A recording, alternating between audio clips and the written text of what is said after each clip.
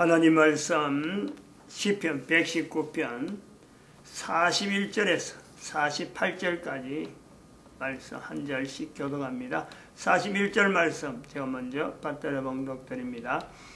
여호와여, 주의 말씀대로 주의 인자하심과 주의 구원을 내게 임하게 하소서.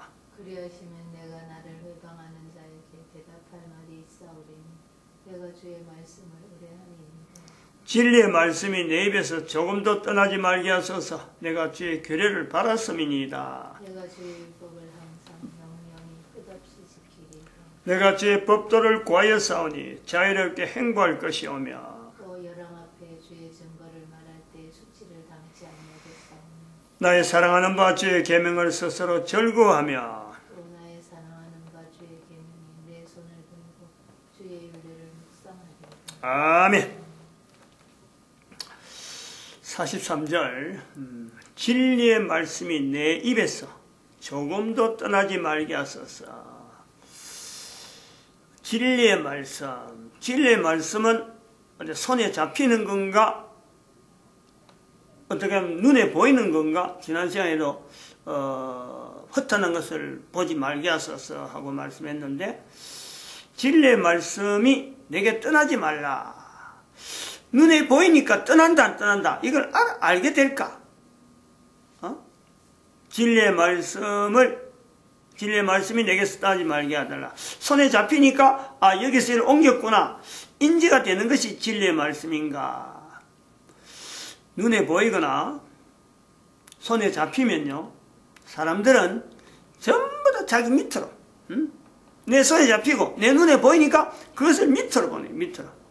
그런 취향이 있어요. 그런 경향이 있다. 사람은 아무리 좋은 것도, 아무리 귀한 것도, 또 아무리 높은 어떤 사람도, 높다 하는 사람도 일단 사람이요, 스치고 지나가면 한 만났다 하면요, 그때부터는 자기 입에서 막 그 사람에 대해서 아무리 귀한 것도 막 계속해서 그게 말하면 말할수록 값이 자꾸 떨어지는데, 귀한 자리에서 낮은 자리에서 내려오는데 그것도 모르고 계속 입에서 막 이야기를 하는 거죠. 지나가면 그렇다. 보이는 거는 그렇다는 거예요. 내가 눈에 본 거는 그렇다는 거예요.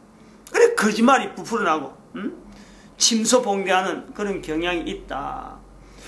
진리의 말씀이 보인다든지 잡힌다든지 그러면요, 이건 아닌 거다 이거죠. 그건 진리의 말씀이 아닌 거예요. 다시 말하면 진리의 말씀이다 하는데 많은 사람이 마치 본 듯이, 마치 자기가 잡은 듯이 그렇게 해서 진리의 말씀이라고 따라가면요, 백발백중 그건 거짓이에요. 거짓. 진리의 말씀이 가는 데는 사람이 안 따라가요. 예수님이 말씀했잖아요. 나는 길이요 진리다. 예수님께서 좁은 문으로 들어가라. 좁은 문으로. 많은 사람들이 가는 것은 진리의 말씀이 될 수 없습니다. 그건 좁은 문 들어가라는 건 결국 내가 고민하면서 가는 거예요. 고민. 길이 넓다 좁다는 게 아니고 내가 고민을 하는 거예요. 이게 과연 진리의 말씀인가 하는 고민이 개인이 있을 때 그것 자체가요, 진리의 말씀이 될 확률이 높다. 좁은 문이 될 수가 있다. 역사라고 하는 것은, 역사라는 것은 먼 것이 아닙니다. 실제로 역사는 또 그러고 보이는 게 아니에요. 역사는 곧 내가 보낸 시간이에요. 시간. 내 한 사람이 보낸 시간이에요.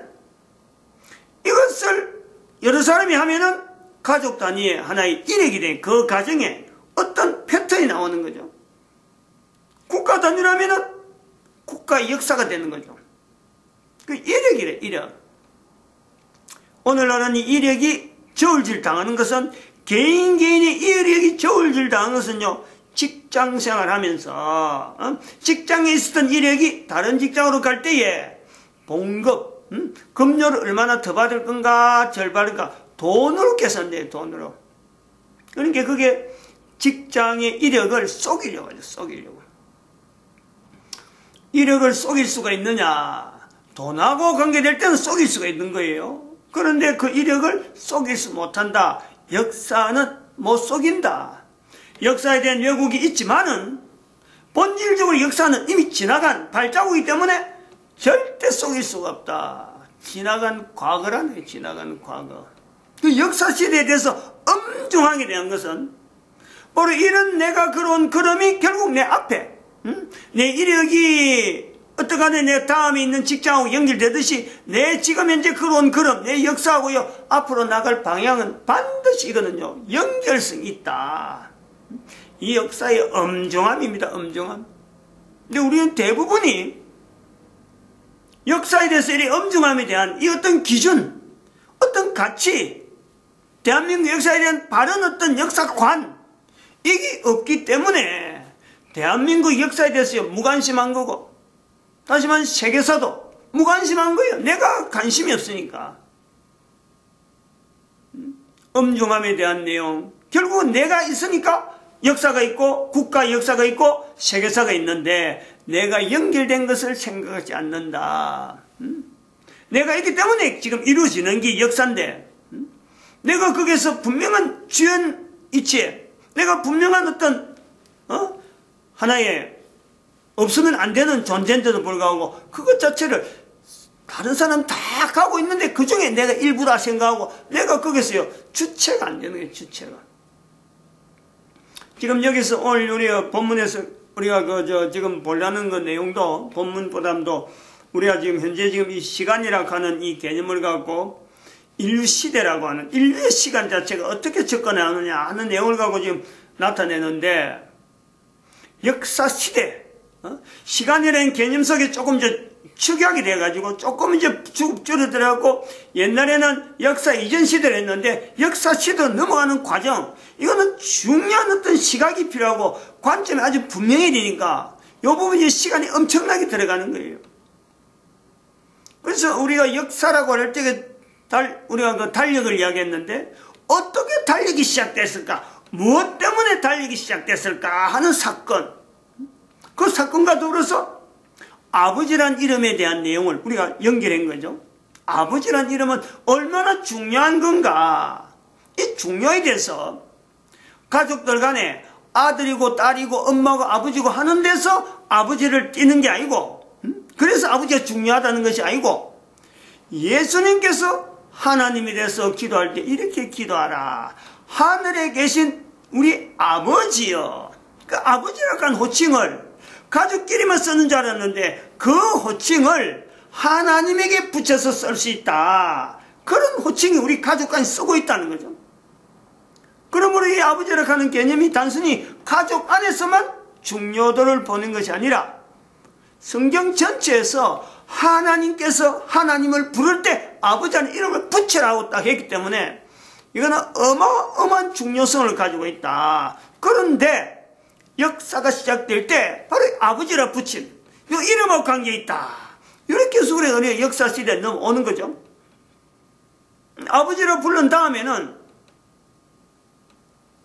그럼 이 가족이라는 구성 안에서도 아버지라는 이 언어가 막 충돌되고 아버지라는 이름을 가지고 하나님을 부를 때도 아버지라는 이름이 연결되는데 자, 이 아버지를 사용하는 이름에 대해서 지금까지는 그러면 아버지가 이렇게 중요한지 몰랐는데 가족 간에 아버지를 사용할 때 아버지는 어떤 위치가 있느냐 가족 안에서 아버지는 어떤 위치가 있느냐 요거 때문에 요 내용 때문에 사실은 창세기 6장 2절에 있는 하나님의 아들 사람의 딸 그 아들 딸이 나오니까 하나님에게 아들이 붙고 사람에게 딸이 붙는 이 문제는 조금 차치하고라도 그렇게 붙어있는 것 때문에 어머니 시작됐는데 따로 놔두더라도 아버지하고 아들 딸의 가족 구성이 지금 거의 다 나온 거예요.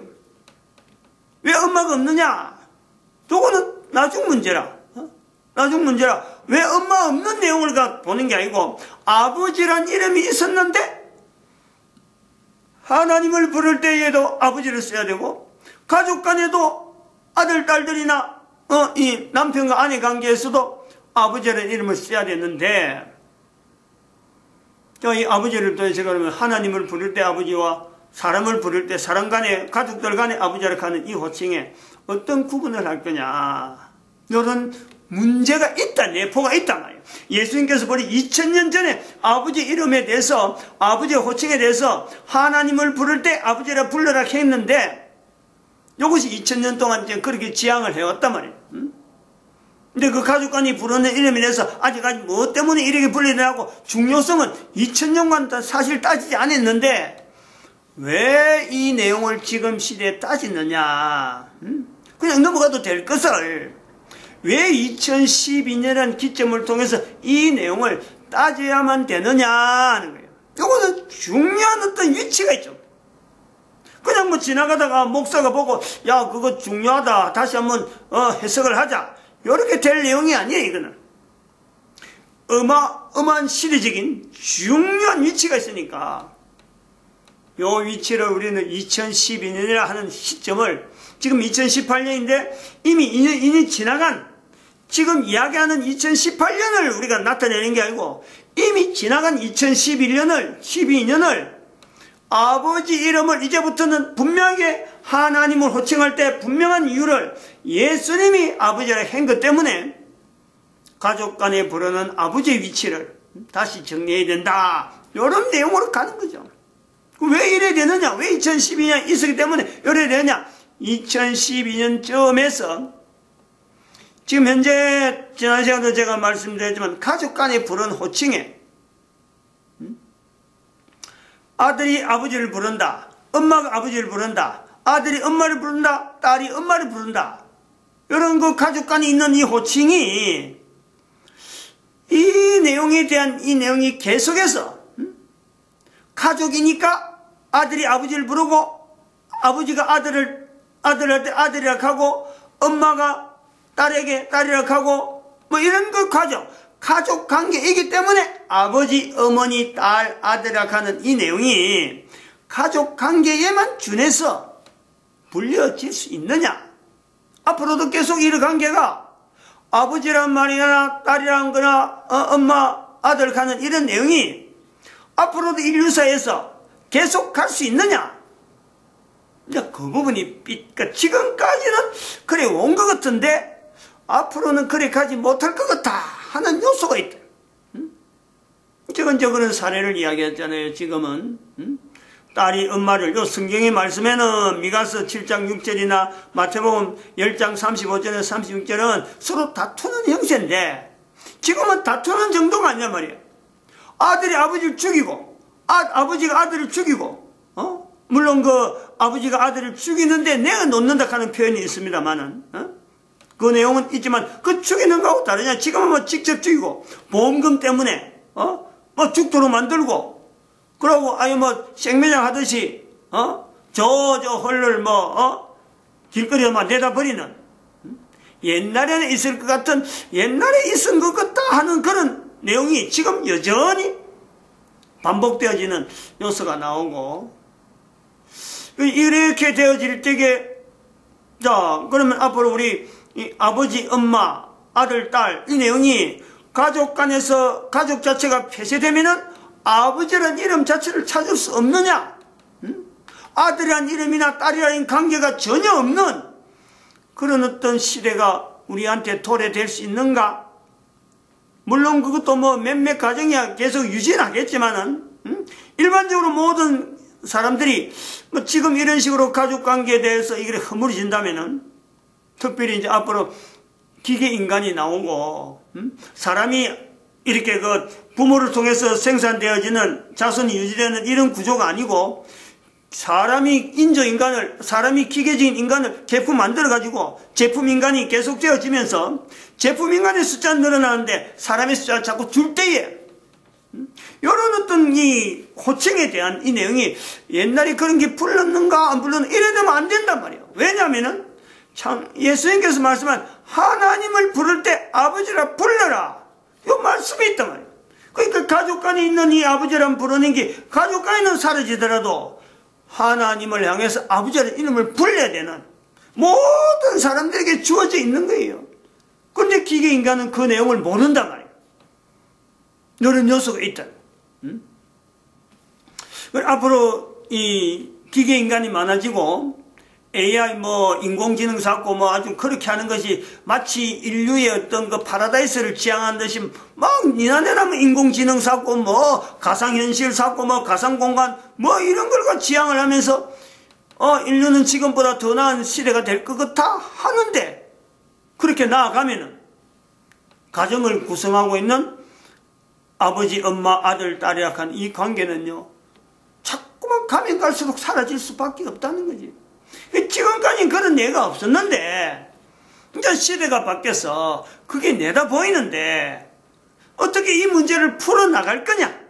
그래서 역사적인 시대를 내다보면서 역사에 처음 시작해서 2012년까지 쭉 보면서 어떻게 이 내용을 앞으로 올 이 문제를 어떻게 풀어가야 되느냐 할 때에 아들과 아버지, 딸과 엄마 이 관계를 기록해는 이제 창세기 6장 2절에서는 단순히 아들, 딸로는 되어 있지만은 미가서 7장 6절에서 또 예수님께서 말씀하신 미가서 7장 6절의 내용을 그대로 했던, 그대로 나타내는 마태복음 10장 35절 36절 말씀을 예수님이 말씀했는데, 어떻게 해서 500년 전에 미가서가 한 내용을 예수님이 반복할 수 있느냐, 반복하는 이유가 뭐냐, 요 내용이 있다니, 요 요소가.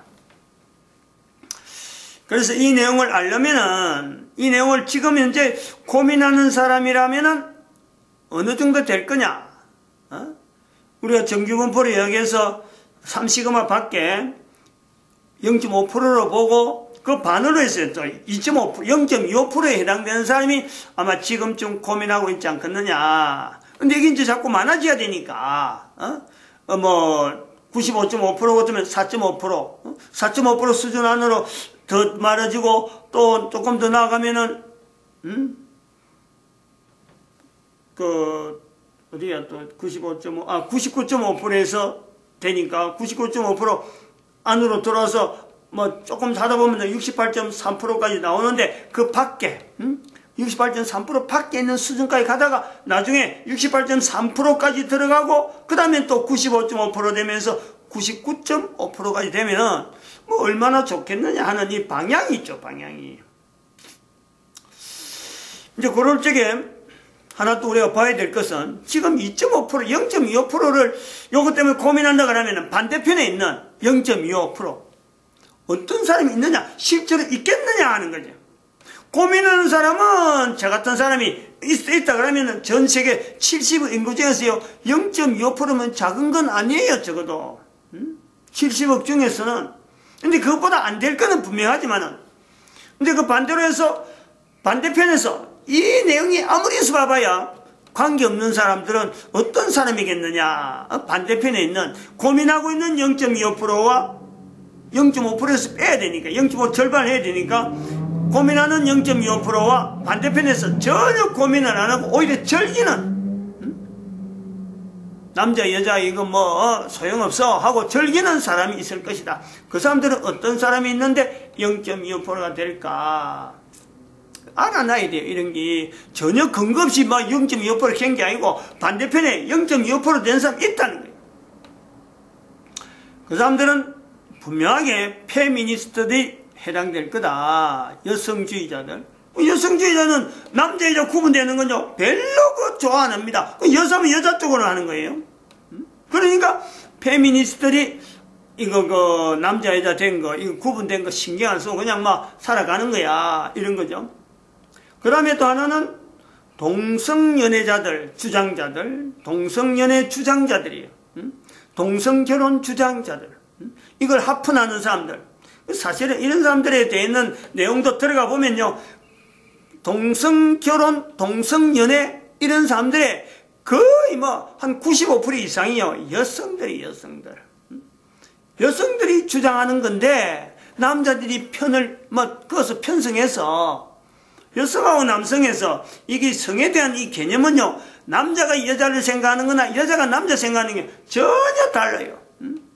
그래서 일종의 페미니스트에서 발전해서 뛰어나온 것이 이게 단순히 페미니스트가 아니고 뭐 어떤 관계성을 지향하는 가운데서 페미니스트는 여성에만 제한되는 이런 내용으로 갔는데 동성 결혼은, 동성 연애자들은 그 중에서 여성들의 자세는 이게 혼자가 아니고 같이, 여성들이 같이, 그것도 여자들이 짝을 지어서, 여자들끼리 짝을 지어서, 삶을 어떻게 영위해 나갈 거냐, 가정을 어떻게 가질 거냐, 이게 동성 연애자들의 구호고, 페미니스트는 그게 아니에요. 단지 여성들이 남성들에 의해서 차별적으로 대우받으니까 여성들의 권력을 높여야 된다. 실제로 자기들은 결혼 다 해가지고 자기들 누릴 거 다 누린 사람들이 실제로 그렇게 해서 뒤에서 부추기는 거예요. 자기들은 잠잠하게 나타내지 않는 그런 요소들이 페미니스트 있다. 그래서 이제 0.25% 정도 상대가 있다는 거예요. 뭐 남자 여자 갖고 뭐 이런 똑같은 입장에서 지금 이런 보지 않는 다른 편에서의 시각이 분명히 있다 이거예요. 근데 그걸 두고도 창세기 6장 2절에 있는 말씀에서 하나님의 아들 사람의 딸이라고 표현돼서 오늘은 이 아들과 딸이 가지고 있는 요소, 이 역사성 속에서 역사적인 내용에서 이 사람이라고 하는 사람이 가지고 있는 아들과 딸, 이 아들과 딸이라고 하는 이 언어와 이것이 역사 시대에서 어떻게 이 내용이 어떤 영향을 미쳤을까? 왜 아들이라는 호칭이 나오고 왜 딸이라는 호칭이 나와가지고 그리고 나중에 하나님의 아들, 사람의 딸이라고 붙여지게 됐을까? 이런 내용이에요.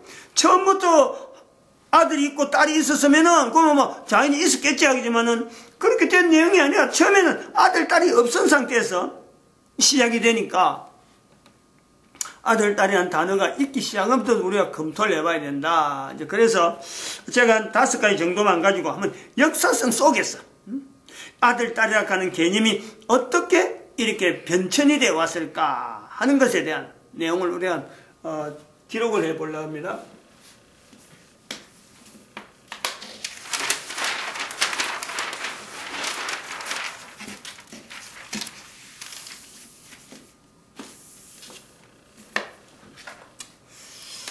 아들, 딸이죠. 아들, 딸. 첫 번째 우리 이렇게 볼 때 그런 거죠. 뭐, 요 정도는 뭐 누구든지 다 볼 수 있는 내용을 제가 이렇게 한 5가지 정도로 정리해 놓은 거니까, 비교를 해봐야 돼요. 지난 시간의 내용하고 고민은 사실 많은데, 이걸 뭐 펼쳐놨고, 한 주제 하나만 갖고 나아가면요, 또 그거 하다 보면 이쪽이 또 걸리고, 이쪽이 이 사실은 중심을 못 잡아요. 그래서 일단 아들, 딸이 가지고 있는 어떤 역사적인 흔적, 그걸 추리고, 그 다음에 나중에 이제 하나님에게는 왜 아들이 붙었고, 사람에게는 왜 딸이 붙느냐, 이 내용은 다음 어떤 흐름으로 잡아야 어떤 줄기가 잡히겠다, 이렇게 보고 있습니다. 첫 번째는, 요 이제 아버지를 연결합니다. 아버지가 이미 아버지 호칭이 있다네요. 그 아버지 호칭이 있었기 때문에 사실은 그렇다는 거죠. 아버지 호칭이 없으면 아들, 딸이라는 호칭이 나올 수가 없는데 아버지가 있었으므로 가족 간의 호칭, 가족 간의 호칭이 이제 나타나는 거죠. 나타나게 된단 말이에요.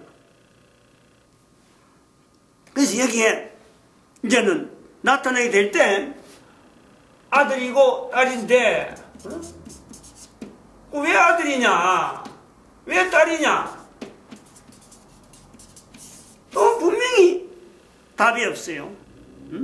왜 아들이 됐는지 이거 뭐 설명하면서 아들을 쓴 건 아니니까.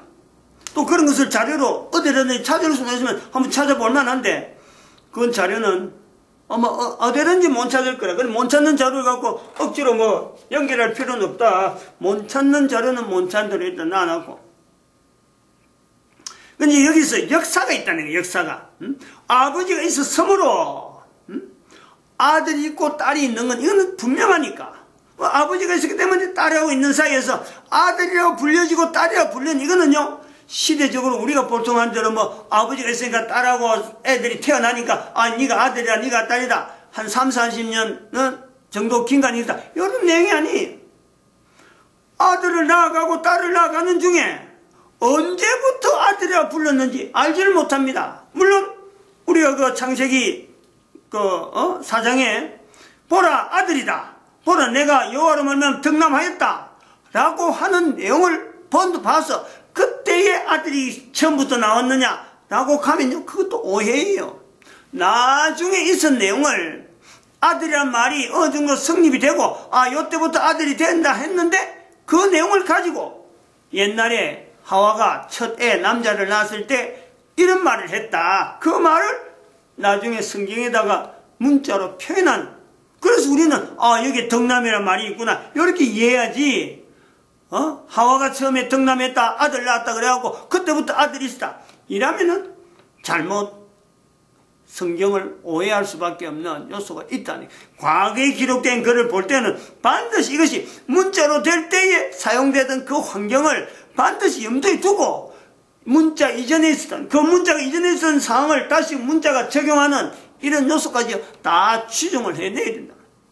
어마어마한 시간이 지나서 아들이 나오고 딸이 나왔다. 근데 거기에서 역사가 있었다. 그러면은 그 아버지에서 아들, 딸로 되어지는 이 내용에는요, 사건이, 어마어마한 사건이 있었기 때문에 그 전체 사건에 어떻게 아들이 됐는지, 어떻게 딸이 됐는지, 그걸 나타내는데 어떤 문헌이 있을 수 있겠느냐? 어림도 없어요. 그래서 안 찾는 게 좋다. 적어도 역사는 있다. 이거죠. 요 정도에서 이거 넘어가는 것이 좋겠다. 이거죠. 아버지를 기준했다. 아버지를 기준했다. 그리고 역사시대에 이제 진입한 내용이 아버지에서 아들, 딸이 되어짐으로써 역사시대의 어떤 발전, 나아가는 것에 대한 분명한 줄기를, 역사의 어떤 줄기를 본다. 이 정도에서 마치는 것이 좋지 않겠느냐, 이래 봅니다. 그다음 두 번째.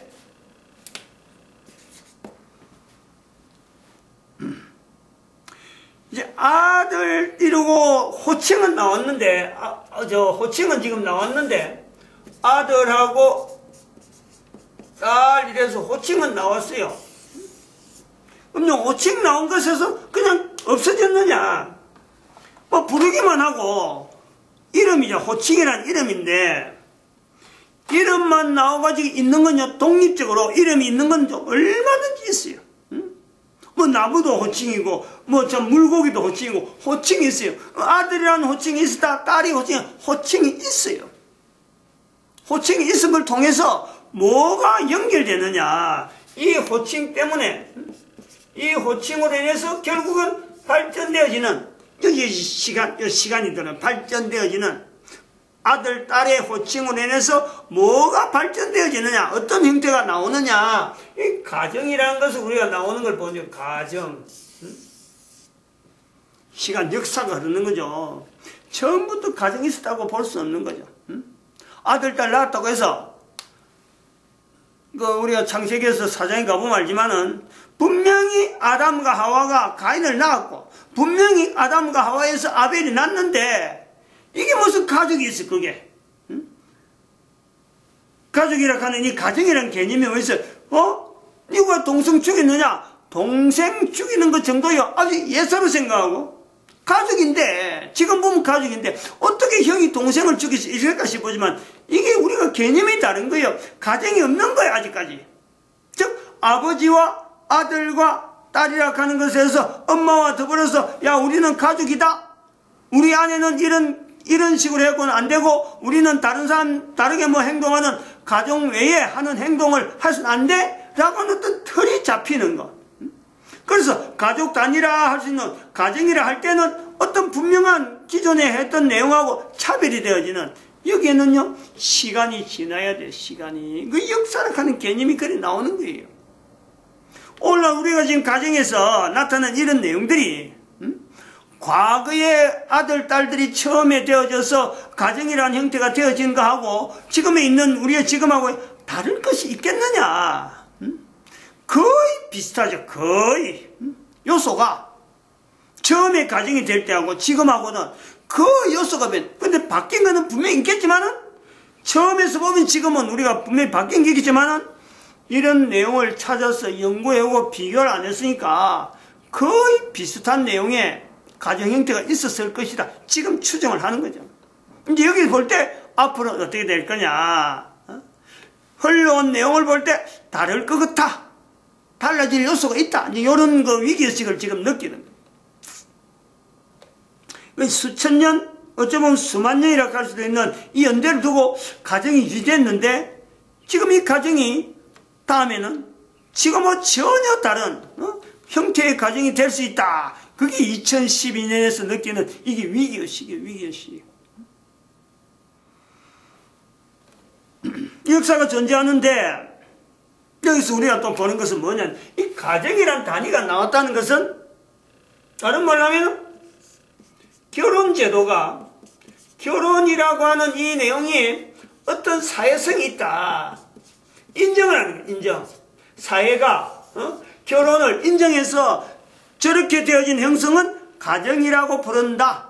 그 속에 있는 사람들끼리는 우리는 가족으로서 다른 가족하고 다른 가족을 인정해야 되고 우리는 가족으로서 이런 삶의 규범이 있다. 이 가정 단위에 어떤 틀이 달라지는 그 가정의 어떤 역사가 가정의 어떤 특징이 나타나는 이런 요소.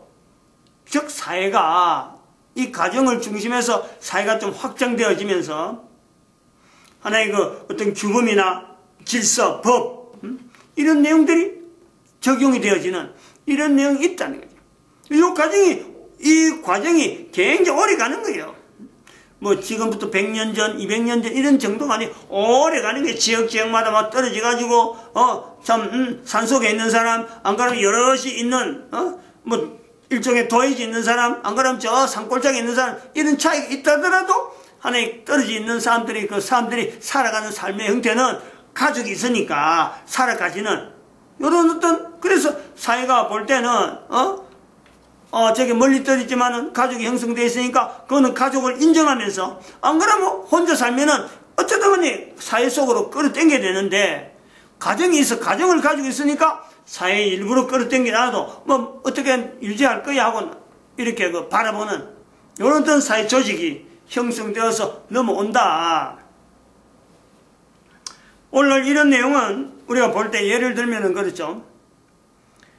이런 것이 사회가 인정해서 가족이 되어진다라는 것을 볼 때는 그건 전혀 그 부모 관계가 아닌데 부모로서 형성된 건 아닌데 지나가는 사람하고 오래 만나서 참 이렇게 야 우리 아들 해라 니 우리 딸 해라 라고 할 때 한 가정에서 살면은 사회가 볼 때 이렇게 가족을 인정해 주는 것도 있을 수 있다. 그래서 오늘 우리가 양자 입양하는 입양관계 양자를 덜난다 양녀를 덜난다 하는 것이 지금 과거에 있지만 이런 전통이 내려오니까 오늘날 그런 내용으로 나타나는 거예요. 앞으로도 이런 내용이 어떻게 갈 거냐 하는 걸 예측을 하는 거죠. 그 다음에 이 세 번째 우리가 볼 때 너무 크게 써가지고 그런데 이 사회, 이제 가정이 나오고 사회성이 있으니까, 이제 뭐가 또 나타나냐면, 이게 대응체제가 나타나요. 대응체제. 이 사회가 있으니까, 사회 대응체제. 요 형성이 이런, 발달한다는 거죠. 역사가 계속 흐른다는 거예요. 뭘 이야기하려면, 가정 단위가 모이면은 사회인데, 이 사회와 사회끼리, 가정 단위에서는 그런 일이 없는데 뭐 있을 수가 있어도 잠깐 뭐 사라지는데 사회와 사회끼리에는 전쟁이라는 요소가 나오죠. 전쟁 빼놓을 수 없잖아요. 분야가. 그래서 그런 것을 표현하기를 사회 대응 체제다 이렇게 이야기하고 있습니다. 그러면 이거는 이제 어떻게 되냐면 이 사회가 변한다는 거예요. 변화. 다양하게 변하죠. 뭐 기후에 의해서 변할 수도 있고 살고 있는 위치에 따라서 변할 수 있고 예를 들어서 비가 많이 오는 지역에 있다가 농사를 잘했는데 이제 건기가 계속되어지면서 황폐가 된다. 그러면 옮겨야 되잖아. 사회가. 가만히 있는 사람이 그냥 그대로 폭삭 죽는 게 아니고 다른 지역으로 옮겨요. 그러면서 이제는 자기들이 존재하는 것에 대해서 고민하고 뭐 이런 요소가 나온단 말이죠. 그러면 이제 변화는 결국은 필연적으로 뭐가 있냐면 이 변화 때문에 나타나는 내용이 방금도 말씀했던 전쟁이라는 내용. 이건 필연적으로 나타나는 거예요. 역사가 그래 왔다는 거죠. 그 다음에는 이게 뭐냐니까 먹이가 있잖아, 먹이. 전쟁과 먹이가요, 별도로 구성 요소가 있어요. 전쟁에 대비한다? 그러면 전쟁 안 해도 돼. 우린 전쟁이 전혀 필요 없어 할 때는 거기는요, 먹이가 있는 거예요, 먹이가. 요 두 개가 관계성이 있다, 관계성이. 다시 말하면 이거는 주변에 대한 내용에서 전쟁이 있으니까 이거는 이거 유지도 유지. 사는 유지. 다시 말하면 이건 생존. 이건 생존이죠, 생존. 생존 자체고, 이거는 먹는 거다, 먹는 거. 전쟁과 농사네, 농사. 전쟁과 농사로 이래 구분해 놨습니다. 그 전쟁은 농사고, 농사는 먹이고, 전쟁은 생존이고. 이런 내용을 한번 구분해 놔봤어요. 이 내용을 우리가 좀 유심히 생각하면, 여기서부터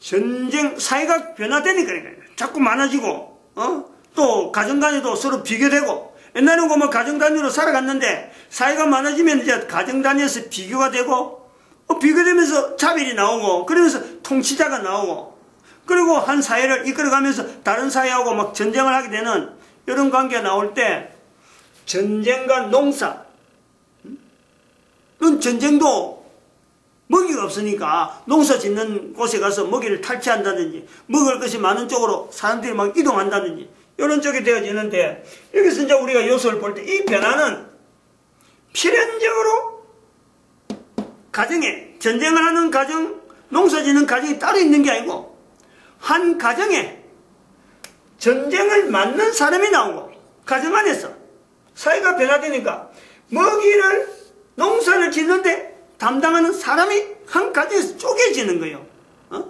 가정 전체가 몽땅 전쟁하러 가냐고, 가정 전체가 몽땅 먹이 때문에 할 수가 없는 거예요.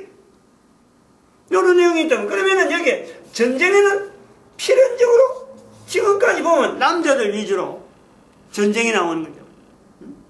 그럼 먹이는 누가 있느냐? 농사 관계 누가 하느냐? 필리핀에 간다든지 가봐요. 지금도 거기는 여자들 위주로 농계사회가, 중국에도 그 계단식으로 보니까 캄보디아인가 어디 보니까 여자들이 애들, 조그만 애들부터 농사 짓는데 아주 밝아갖고 얼마든지 유지가 되는 요소가 있더라. 그럼 여기에는 여자들이 맡게 되는 분리가 되는, 분리가.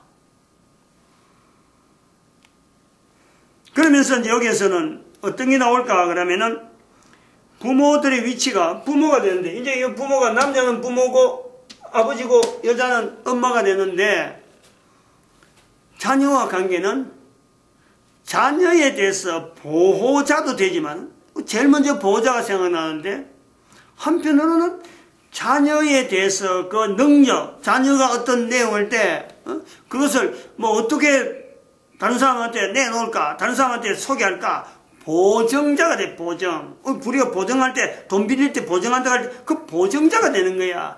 그래서 이것은 미가서 7장 6절로 이제 환경이 되는데, 이 내용은 사회 대응 체제가 됐을 때 환경은 이것이 미가서 7장 6절. 아버지가 아들을 죽는 데 내어준다라는 말이, 이 내용은 이제 연결하는 거죠.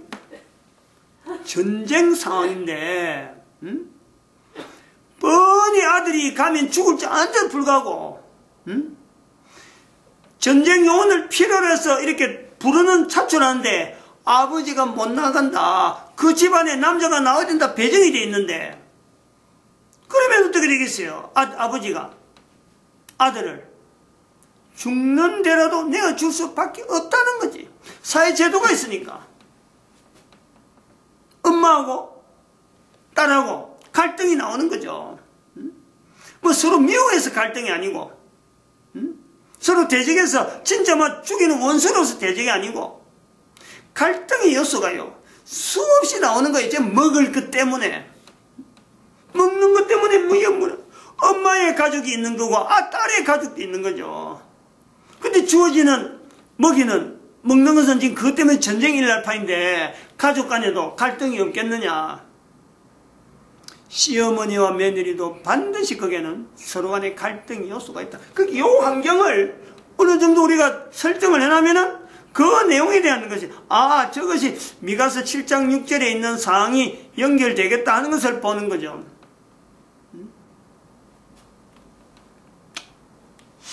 이렇게 될 때, 이것도 되고, 우리가 하나 더, 4가지, 5가지 이야기한다 했으니까.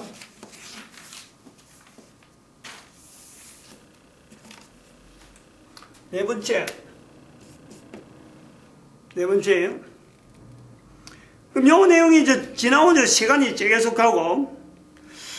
그 다음에 예수님이죠. 예수님 시대. 지금부터 2000년 전이에요. 시간이 이렇게 붕붕 뛰어넘어서 지금 이래 다시 왔습니다. 그러면 예수님 시대 때 말씀에 마태복음 10장 35절 32절 말씀을 이래 천천히 보면은 앞에 있던 첫 번째 내용을 보면은 2가지로 볼 수 있는데 앞에 있던 1번, 2번, 3번을요 예수님이 부인하는 게 아니잖아요. 그 내용 그대로 받아들이는 거예요. 그 내용 자체가 미가서 7장 6절 내용 그대로 받아들이고 앞에서부터 창세기 6장 2절 그 다음에 가정이 이루어지는 거 가정을 예수님께서 부인하는 게 아니라 다 받아들이는 거예요. 아들, 딸도 받아들이고 다 받아들이고 일단 이거 다 수용하는 거죠. 근데 여기에 추가가 들어가야 돼. 이 요소를 봐야 된다. 마태복음 10장 35절 36절하고 미가서 7장 6절은 앞에 3번인데 4번에서 예수님에게서 나오는 이 내용에서 빠지면 안 되는 내용이죠. 그거 빼뿌리면 안 맞죠. 그게 뭐냐면은 추가로 하나님 나라에 대한 개념이 들어간다. 하나님 나라. 가정에 가족들끼리 있는데 아버지, 엄마, 아들, 딸이 있는데 하나님의 나라의 개념이 들어간다. 이걸 우리가 마태복음 10장 35절 36절에 이 개념을 나타내는 그러니까 하나님의 나라라 하는 개념에서 미가서 7장 6절은 국가 단위에서 있는 아버지가 아들을 죽는데 내어준다라는 내용이 나오지만은 마태복음 10장 35절에 36절에 나오는 내용은요 대적이요 대적. 즉 하나님의 나라에 대한 거는 이 땅에 있는 사람들에게는 아들이든지 아버지든지 간에 엄마라든지 딸 간의 관계든지 개인의 문제가 걸려있는 거예요. 지난 시간에 말씀드린 거예요. 가족이라는 단위 안에 있더라도 1, 2, 3번이 형성이 되면서 그것 자체가 유지되면서 한편으로는 그 속에는 또 다른 갈등, 아버지와 아들 사이의 갈등, 엄마와 딸의 사이의 갈등, 가족들 간에 돈독 해야 되지만 결국에는 그 가족들은 최종적으로 하나님 나라를 지향할 수밖에 없는 그 구조에서 가족이지 그의 가족이 이 땅에 있는 가족이 영영영 가족이 되는 건 아니다. 이것이 하나님 나라에서는 이게 다 개별적이다. 개별적. 왜? 죽는 것부터 순서가 없어요. 가족이 되는 순서로부터 죽어지는 게 아니고 어느 누가 먼저 죽을지 모르는데 그 죽는 순서 관계없이 지금의 가족대로 그대로 된다. 이게 안 맞는 거지.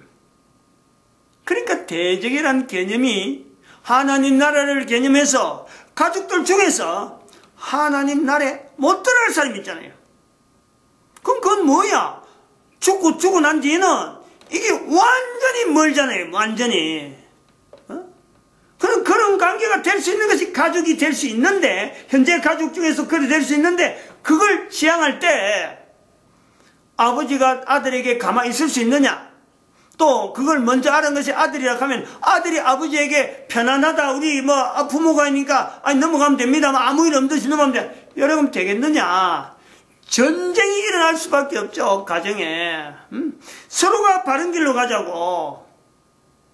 하나님 나라가 있는데 지금하고는 전혀 다른 어떤 환경이 있는데 지금의 기존에서 서로 간의 사고방식이나 서로 간의 생각이나 습관들이 변화되지 않으면 안 되는데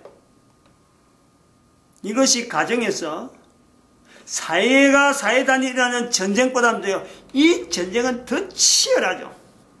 왜냐하면 분명한 어떤 그 갈림이, 분명한 가족 안에서도 지금까지의 가족은 서로 결속인데 하나님 나라가 들어가면 이게 서로 깨는 거예요. 근데 결속된 상태에서 깨어지는 이 내용이 결속이 되면서도 깨어지는 이게 과연 가능할 거냐, 이게 얼마나 이게 어려울 거냐. 전쟁보다 더 어렵다는 게, 전쟁보다. 그리고 이 내용으로 우리가 연결하는데, 이 내용을 우리가 그림으로 한번 그려보면 그래요. 예수님이 말씀하신 이 마태복음 10장 36절의 내용은 제일 안에 가정이라는 내용을 둡니다. 가정. 그렇죠? 그 다음에 사회가 있는 거예요. 사회. 그 다음에는 국가란 단어가 국가. 국가가 이제는 형성이 되어지는 사회, 국가 이렇게 발전돼가는, 그것이 별개가 아니고 따로따로, 가정 따로, 사회 따로, 국가 따로가 아니고 어떤 가정 단위로 나는 이런 사회 속에서는 나는 다 상대 국가를 한다는 게 아니고 이게 국가, 사회, 가정이요 하나의 통으로 하면서 개념적으로 해야 돼. 개념적으로. 근데 이 내용이 속해 있는 사회나 속해 있는 가정이나 속해 있는 국가가 하나님 나라에서도 그대로 가야 이게 성이 풀리는 사람이 있고, 그럼 막 이 사람 만나서도 전하고 저 사람 만나 전하고 야 우리 이래가 안 된다 하고 하는 사람 있을 건가? 그런 사람도 있을 거고, 또 한 사람은, 어떤 사람은 뭐 내 혼자 뭐 참 좋은 길로 가면 되지 뭐 가족이 가든지 말든지 우리 사회가 그런 가든지 말든지 국가에 뭐 이 많은 국가 내가 뭐 어떻게 책임져 하는 사람도 없지 않아 있을 거단 말이에요. 그러면 그런 사람들끼리 만약 두 사람이 만나서 의견을 나누면 그게 평화가 있을 거예요. 평화가 없죠. 그래서 예수님께서 마태복음 10장 35절 앞에 내가 불을 땅에 던지러 왔다라고, 내가 평화를 주러 온다 하면 너희 잘못 생각하는 거죠. 불을 땅에 던져. 왜 불을 땅에 던져? 요 상태 같으면 1, 2, 3 같으면요 이거는 그런 말씀이 안 맞죠. 근데 그런 상태에서 하나님 나라를 접목하는 이게 불을 땅에 떨어진 거죠. 불을 바른 것처럼 개인이 이게 지금 어마어마한 충격으로 오는 거예요. 어마어마한 충격으로. 너무 시간이 지나가니까 다음에 5번은 다음에 하고, 또 아버지 하늘에는 하나님에게 왜 딸이 있고 사람에게 왜 딸이, 하나님에게 왜 아들이고 사람에게 왜 딸일까 하는 부분도 한번 접근해 보겠습니다. 마칩니다. 기도드립니다. 할렐루야.